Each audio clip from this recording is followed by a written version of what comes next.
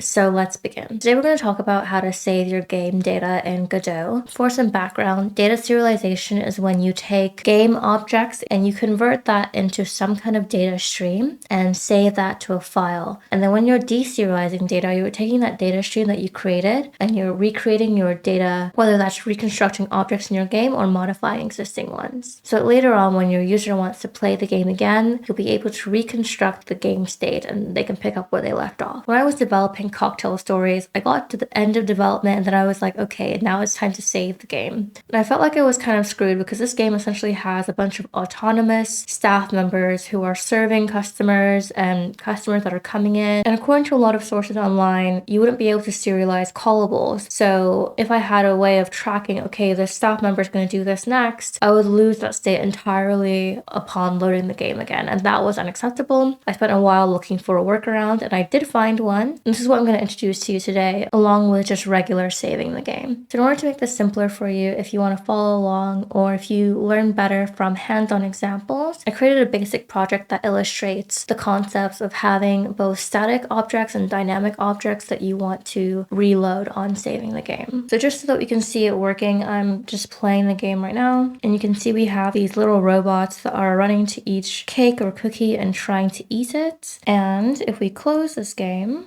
and reopen it, we'll see that it picks up where we left off. So let's look at the code itself. We have both these dynamic robots that we automatically spawn every few seconds, and it runs to one of these food items. Each food item has a bunch of different stations where the robot can eat from, and it essentially just tracks whether it's occupied or not. And then we're also keeping track of how many robots we've served as well. I did a comparison of a bunch of the pros and cons of using JSON versus binary versus using a resource, and I found that resources struck the best balance for me. One of the worries that a lot of people have when they're releasing games is, what if someone steals my game and essentially reverse engineers it or just steals all the assets and releases it again? This fear often makes people want to encrypt the data or jumble it in some way to prevent this issue. However, it's pretty rare and people who are determined will be able to do it regardless. So I decided to go with using resources, and the benefit of resources is it keeps it fairly human readable while also reducing the amount of work that you have to put in order to represent the data. So for example, if we're looking at the feeding point, all we're tracking is whether it's occupied or not, and then we have data that we're saving for all static nodes, such as the node path. The node path essentially tells you where in the scene tree this particular node is, so when we're loading the game back up, we know which node we want to restore the state for. And then if we look at the robot, it's a bit more complicated. It's a dynamic node. And for dynamic nodes, we save where the node should be recreated at, what scene we need to recreate, and then also what position is this node in right now. And then we have some metadata that we're saving that's particular to the robot. The robot chooses a particular point to feed at for each of the food items. And then it also has some more specific logic that relates to navigation and then what it should do once it finishes eating as well. This is because the robot moves using the navigation agent, and on load we want to know, okay, where should this navigation agent be going, and also what should it do afterwards. Otherwise it would just go to a location and it wouldn't actually do anything and the game would be stuck. So that covers our structured data. You can see here that I have two new classes that I'm introducing. In order for me to serialize callables, what I had to do is make sure that every single argument in a callable is saved as well, and that's why we have the object save data. I created the serializer as well, which helps parse the data and then creates an object or callable save data as necessary. So it gathers all the nodes. Godot converts them all to resources, which means it can be saved to a file, and Godot does do some of its own serialization, luckily, and it saves it to the file, which I have printed here. So let's take a look at what this looks like. I've opened the user directory where all of the saved items are, and we can see how Godot has chosen to serialize it. You can see here that we have the main scenes serialized data, the feeding points, and then even the dynamically created robots. The deserialization process is going to take this data and convert that back into game objects or modify the game when we load the game. So let's do that now. You can see in the main scene we are loading the game whenever the main scene is ready. It pauses the game so that we can modify the state quickly, and then it takes each static node and dynamic node and loads it accordingly. differently. You can look at the details here if you're going to actually use this logic. Essentially, it goes to all of the nodes that we persisted to save the game, and it calls the onloadGame method, which tells each node how it should be set up so it can continue where it left off. So hopefully that covers some of the core components in saving and loading the game. There are cons with every single way that you could serialize and deserialize data. But one of the cons to be aware of when you're using this method is that we are using the node paths to figure out where to add dynamic nodes or which static nodes we need to modify. And if you're saving the game, releasing it to users, and then you're changing the scene tree, so maybe you decide, okay, I want to move this cookie to another part of the game, then when the user tries to load that same data, it's going to be incompatible. So you might have to add migration logic, but this is just a basic class, and I'm sure that you could handle that. Oh, and while we're here, one thing I got tripped up on is you need to make sure that every resource field has an @export tag on it in order for you to be able to save to it and load from it. And then also, it's just going to silently fail if you try to implement any kind of init methods for resources. So just don't do that.